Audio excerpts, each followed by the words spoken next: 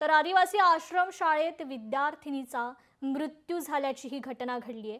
अमरावती जिल्ह्यातील मेळघाटमध्ये ही घटना घडल्याचं समजतंय। मुलीच्या नातेवाईकांचा अचलपुरात शवविच्छेदनास मात्र नकार आहे। तर मूळ धारणी तालुक्यातच मृत मुलीचं शवविच्छेदन व्हावं अशी मागणी नातेवाईकांनी केली आहे। शाळा प्रशासनावर कारवाई करण्याची देखील मागणी करण्यात आली आहे।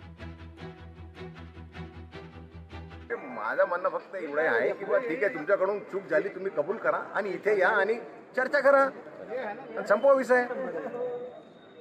आता कोणाची मुली असो मुलं असो त्याची जीव गेला, त्याचा आई वडील तो राग करणारच आहे ना, कारण तुमच्या चुकीमुळे झाले ना, आई वडिलांच्या चुकीमुळे नाही झालं ना, मग ही गोष्ट त्यांना कळलं पाहिजे। आता ते संस्था चालकावर कारवाई मागते, शिक्षकावर कारवाई मागते, आम्हाला नुकसान भरपाई द्या ते मागते।